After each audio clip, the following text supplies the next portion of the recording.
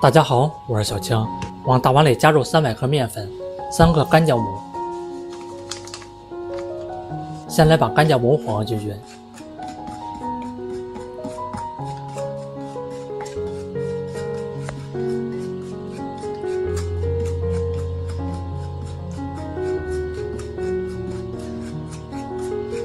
小碗里加入50克紅糖，再倒入300克開水。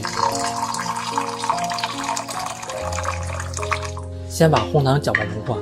我每天都會分享一道家常美食食譜，感謝您在影片下方為我點個讚及訂閱支持一下，非常感謝您。紅糖水晾至溫熱，再倒入麵粉裡，來攪拌一下，一直攪成稍微濃稠的麵糊就行。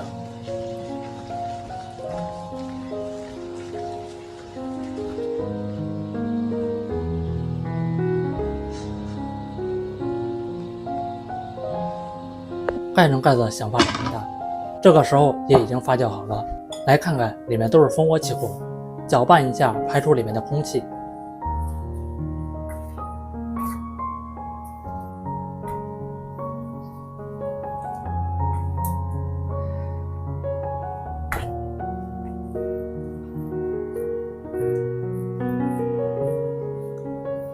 準備2個小碗，往每個裡面噴一點食用油。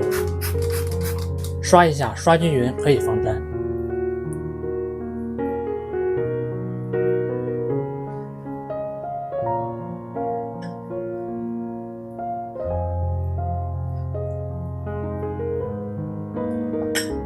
再放入面糊，每個放入7分满就行。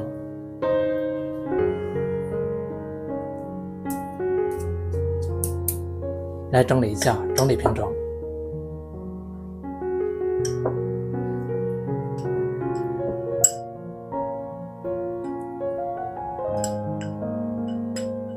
放入蒸鍋裡面，先不要開火，繼續發酵10分鐘。現在已經發酵好了，就是這樣，明顯膨脹變大了就行。蓋上蓋子，上吸油漆時大火蒸25分鐘，蒸好以後燜3分鐘取出來。再用叉子從邊上刮一下，輕鬆塗抹。